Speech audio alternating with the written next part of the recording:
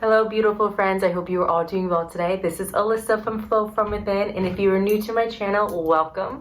I am so excited to have you here. I am in a different setup. I'm actually home with my family this weekend for my mom's birthday, so it's a little awkward because I'm in a skirt, but I'm sitting on the ground, so I'm sorry if this is like a different kind of setup for you all, but I'm trying my best to make it work.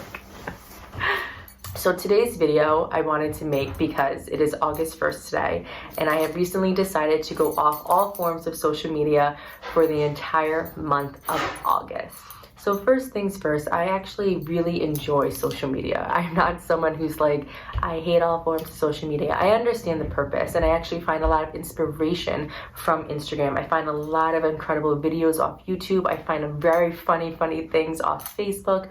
I am not someone who is like totally against social media by any means. But I also know there are times in my life where I'm using it as a distraction, and I'm actually using it in an unhealthy way. Meaning I'm scrolling to compare. I'm feeling like my life isn't where it's supposed to be because I'm comparing someone else's finish line to the start of my journey. I'm sitting there and saying, I can never be this. I can never have this. Why am I not here? Why am I not doing this? Look what they have. Look what I don't have. That type of mindset is really unhealthy. And there's one thing I know about myself is that my mental health is the most important thing I have to keep track of. With a lot of big changes coming up in my life in the next 4 to 5 months, which I'll get into eventually, I just felt like it was super imperative for myself to really focus on my healing. The truth is that as much as I'm a positive person, and as much as I try to invoke light, and as much as I try to give as much as I can to others, there's major things that have happened to me in the last couple of months that I really have just not dealt with. So I have a couple of things that I'm hoping that the month of August is going to bring me. I'm hoping that the month of August I'm going to re-tap into my meditation practice. So I'm really trying to get back into the intentional outcome of why am I sitting and meditating? What am I trying to move through? What am I trying to release? What am I trying to journal? What am I trying to find clarity on? So trying more to create an intention behind my morning ritual of meditation is something that I really am hoping to get back into. Then with meditation, I'm hoping to journal a lot more. There are a lot of things within me that are bubbling to the surface because I'm not expressing myself, because I feel sometimes in spirituality, you always try to find the positive light in ways, and so sometimes that inhibits us from actually experiencing like raw, hard emotions, because we're like, no, I'm just going to keep, looking at the glass half full. And yes, that's super important to be that light energy, but it's also important for me to move that lower vibrational energy out of me, so I'm able to then walk into a more loving way for myself, or able to experience my cup half empty or half full again, because I'm able to release all of the half empty feelings.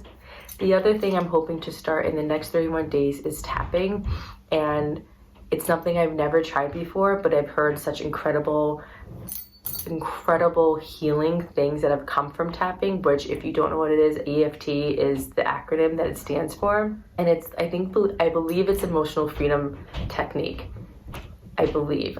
Please don't quote me on this. I literally just found out about it like 3 or 4 days ago. But tapping is this thing where you actually like tap pressure points that they use for acupuncture on your body as you repeat mantras.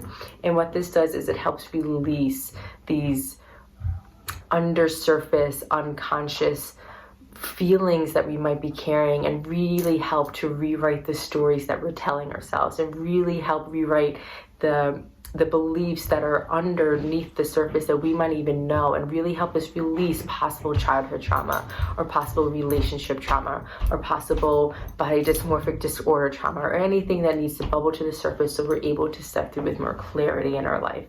I've also really let go of my yoga practice. I know that when I'm avoiding it as much as I can, it's because there's a part of me that is afraid to be still, and it's afraid for me to sit still with myself.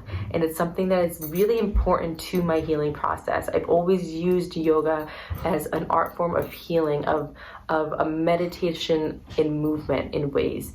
And for me to be avoiding my meditation practice, for me to be avoiding my journaling, for me to be avoiding my yoga practice, I know that there are things that need to be released and things that I need to face and things that I need to feel and allow myself space to feel them so I can move forward in my life that I've just been avoiding. So then I'm hoping in the next 31 days, as I'm putting more of my energy into this healing aspect of myself, I'm then able to walk forward more balanced, more clear, more in my neutral space again of knowing that I'm okay and I have faith and the universe and God is with me and my angels are with me. Because sometimes when you're moving through a difficult transition in your life, or you're moving through a difficult ending, or you're moving through a difficult moment, until you're able to truly face and release what it is you need to face and release, it's really hard for you to be open to receiving miracles from your divine team, or believe that miracles are even possible for you again, believe that new beginnings are possible for you again. But you have to find that stability within yourself. You have to find that neutral space. You have to find that space within yourself that just cannot be rocked. That cannot be rocked. They're steady. You're steady like a mountain, and there's a place inside all of us that is steady. It's so easy sometimes to lose sight of that, to lose sight of that mountain, to lose sight of that root, to lose sight and not feel like you have the ground underneath you, to feel like your energy is scattered everywhere and you can't even feel your feet underneath you anymore. And so this is really important time for me to really just feel my feet on the floor, to really feel my feet on the floor and feel where they're planted and say, this is where I am.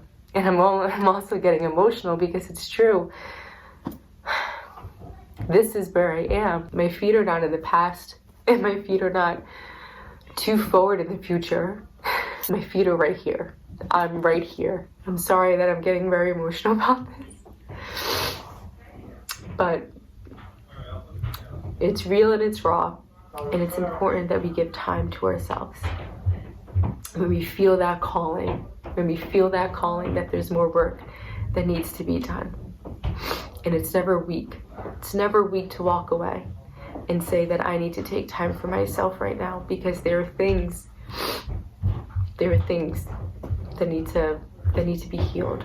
You can only move forward once you are in alignment with where you are and have forgiven everything that has led you to where you are. So if you are feeling the call to disconnect, and if you're feeling the call to go inward, and if you're feeling the call to take time, honor it. Honor that call. Honor that call within yourself. It's coming from your highest good. It's coming from a power greater than you. It's coming to you for a purpose, for a reason. Take time. Honor that feeling. Honor that. And know you are never alone. You're never alone. And wherever your feet are, that is where you are. And wherever your feet are is where you're meant to be.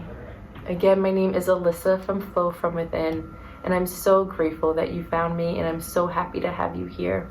I will keep you updated on how everything is going for me, and I wish you all the best, and I wish you a beautiful week and a beautiful day, and I will talk to you all soon.